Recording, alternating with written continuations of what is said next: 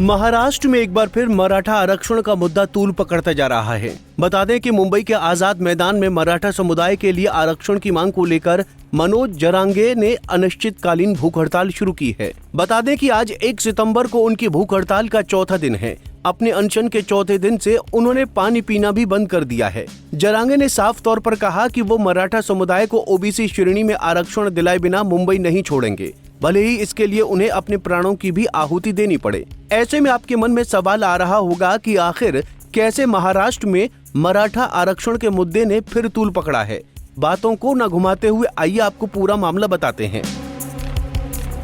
दरअसल महाराष्ट्र में मराठा आंदोलन की आग ने फिर रफ्तार पकड़ ली है। मनोज जरांगे एक बार फिर मराठा आंदोलन को लेकर एक्टिव मोड में आ गए हैं। मराठा आरक्षण आंदोलन की अगुवाई कर रहे सामाजिक कार्यकर्ता मनोज जरांगे ने सोमवार 1 सितंबर को महाराष्ट्र सरकार को दो टूक चेतावनी देते हुए कहा कि अगर उनकी मांगे नहीं मानी गईं, तो 5 करोड़ से अधिक मराठा समाज के लोग मुंबई की ओर कूच करेंगे।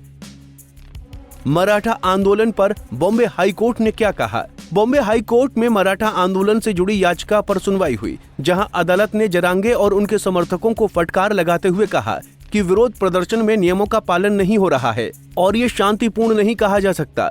बता दें कि हाई कोर्ट ने राज्य सरकार से साफ रूप से पूछा कि स्थिति को नियंत्रण में लाने के लिए उसकी रणनीति क्या है। अदालत ने सरकार को आदेश दिया कि मुंबई की सभी सड़कें मंगलवार 2 सितंबर तक खाली कराई जाएं और कानून व्यवस्था की स्थिति बहाल की जाए। साथ ही ये भी कहा गया कि प्रदर्शनकारियों को हटाने के लिए सभी आवश्यक कदम उठाए जाएं।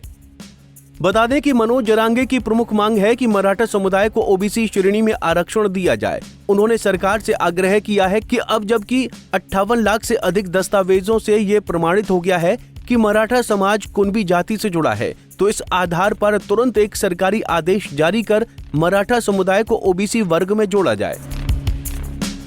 अगर देखा जाए तो मराठा आंदोलन तब और तेज हो गया जब 29 अगस्त से जरांगे ने आजाद मैदान दक्षिण मुंबई में अनिश्चितकालीन भूख हड़ताल शुरू कर दी। उन्होंने स्पष्ट कर दिया कि जब तक उनकी मांगें पूरी नहीं होती तब तक वहां से हटने वाले नहीं हैं, चाहे सरकार गोली ही क्यों न चला दे। उन्होंने आगे कहा कि मराठा समुदाय को ओबीसी कोटे के तहत आरक्षण मिलने से कोई नहीं रोक सकता।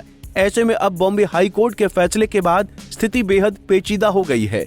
कोर्ट ने प्रशासन को प्रदर्शन बंद करवाने का निर्देश दिया है, तो वहीं जरांगे हार मानने को तैयार नहीं है। बहरहाल अगर देखें तो मनोज जरांगे का आंदोलन अब सिर्फ एक राजनीतिक मांग नहीं, बल्कि समुदाय की अस्मिता और अधिकारों की एक लड़ाई बन चुका है। हाई कोर्ट की सख्ती और सरकार की ढीली नीति के बीच आने वाले दिन महाराष्ट्र की राजनीति और प्रशासनिक व्यवस्था के लिए बेहद चुनौतीपूर्ण साबित हो सकते हैं। ऐसे में अब देखना होगा कि मनोज जरांगे के संघर्ष से क्या मराठा समुदाय को आरक्षण मिलता है या फिर हर बार की तरह ये आग ठंडी पड़ जाएगी। ऐसे में अब आने वाला समय ही बताएगा कि महाराष्ट्र में हो रहा मराठा आंदोलन आगे क्या रंग लाता है। Bureau report, Punjab Kesari TV. हमसे जुड़े रहने के लिए हमारे YouTube चैनल को सब्सक्राइब करें और नई वीडियो की नोटिफिकेशन के लिए बेल आइकॉन को दबाएं।